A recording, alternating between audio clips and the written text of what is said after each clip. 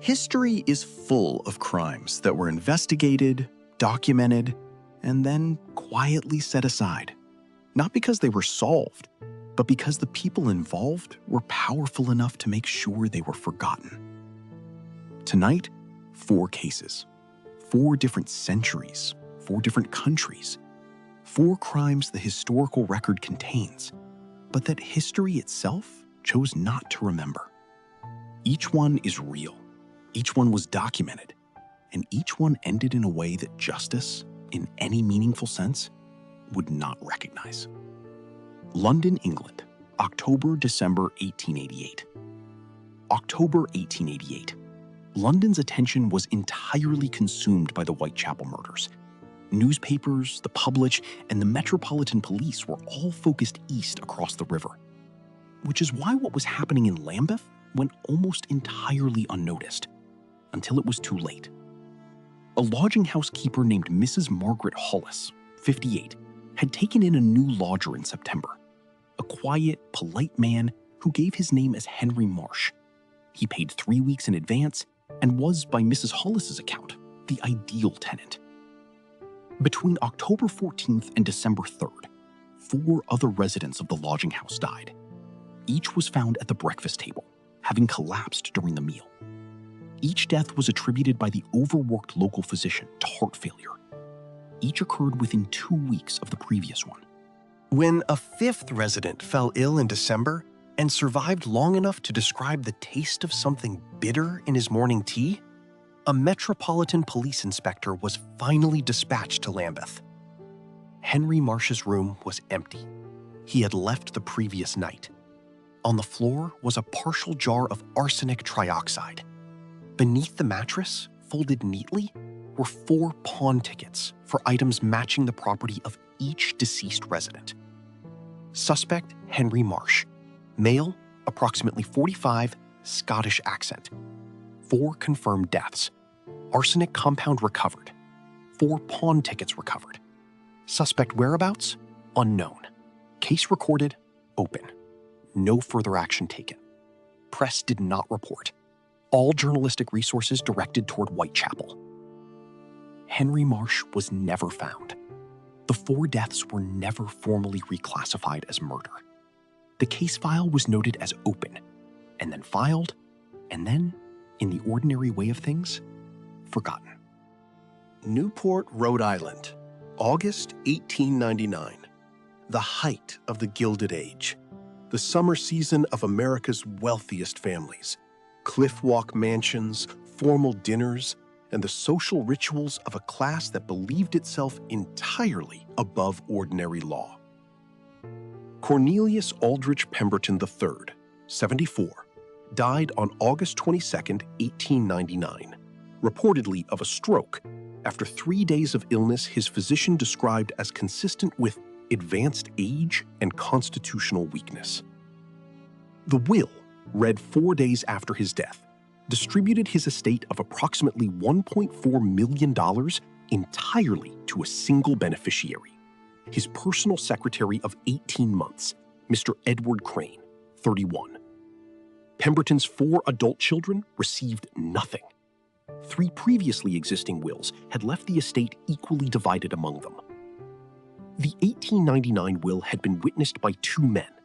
One had died 6 weeks before Pemberton. The other had emigrated to Canada 3 weeks after the will was signed. Both were, by the time the will was contested, entirely unavailable for examination. The challenge to the 1899 will dismissed. The court finds insufficient grounds to set aside the instrument on the basis of circumstantial allegations of undue influence, costs awarded against the petitioners. The Pemberton children's legal challenge ran for 2 years and was ultimately dismissed, not because the evidence was insufficient, but because Edward Crane retained 3 of the most expensive attorneys in New England and was able to sustain the litigation costs that the estate could afford and the children, who had received nothing, could not.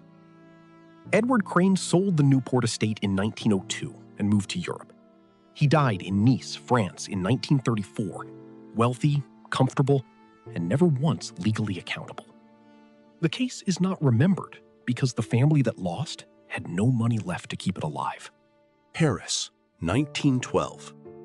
The city was transfixed by the Bono Gang, anarchist criminals conducting the most modern bank robberies in French history, using automobiles at a time when most police still used horses.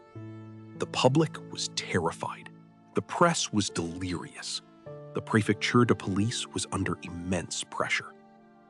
In February 1912, during a police raid, a man was shot and killed.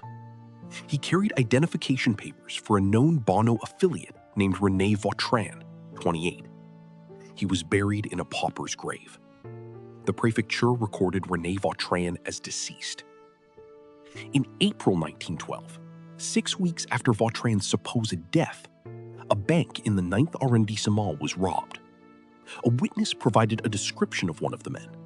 The description matched René Vautrin precisely. Inspector Gaston Mercier of the prefecture began a quiet investigation. He established, from a neighbor, a laundress, and a cafe owner, that the man shot in February had not been Vautrin at all. He had been a homeless man, approximately the right age, who had been given Vautrin's papers, or had them placed on his person, specifically to create a false record of death. Mercier's investigation was terminated. The prefecture, having publicly declared Vautrin dead, was not prepared to reverse that declaration and face public catastrophe during the height of the Bono hysteria. The institution's embarrassment was considered more important than the truth. I am in receipt of testimony from 3 independent witnesses that the individual buried as René Vautrin was not that individual. I respectfully request authority to pursue the investigation. I have received verbal instruction to suspend inquiry. I have complied with this instruction and note my compliance here under protest. G. Mercier, Inspector, 9th Division. Inspector Mercier retired in 1918.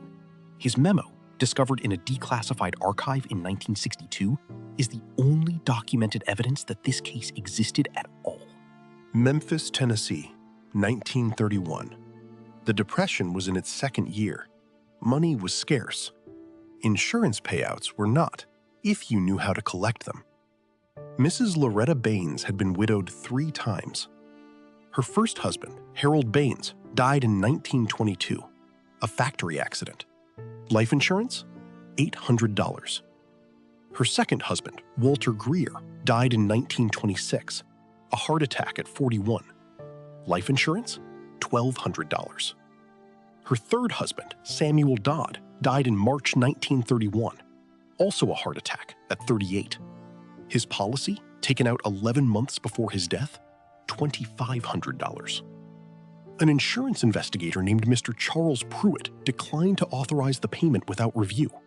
He noted that all 3 husbands had died within the first 2 years of their marriage to Mrs. Baines. All 3 had taken out life insurance policies shortly after marrying her. In all 3 cases, Mrs. Baines had been the sole beneficiary and the person present at the death. The Shelby County Medical Examiner agreed the pattern was unusual. Exhumation was recommended. The order was applied for. It was denied by a judge who attended the same church as Mrs. Baines, who had, over 9 years, been a prominent and generous member of that congregation. I wish to record formally that I consider the payment of this claim against my recommendation to be an error of significant consequence.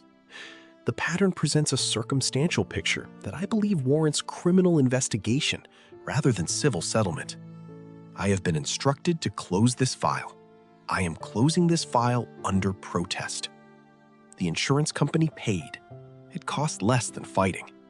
Mrs. Loretta Baines collected $4,500 across 3 marriages spanning 9 years. She married a 4th time in 1934. Her 4th husband lived until 1958. No insurance investigator ever knocked on their door again. Henry Marsh, who poisoned 4 residents in a Lambeth lodging house while London looked east. Edward Crane, who replaced a dying man's will while Newport society looked the other way. René Vautrin, who faked his own death while the prefecture looked at its own reputation. Loretta Baines, who buried 3 husbands while her church community looked at her grief and saw nothing. good faith. 4 cases, 4 countries, 4 centuries. Each one documented, each one real. Each one buried, not by time, but by money, power, institutional embarrassment, or simply by the willingness of the people involved to outlast the people who were looking. The archive contains all of them. The archive always does. It is simply a matter of knowing and being willing to look.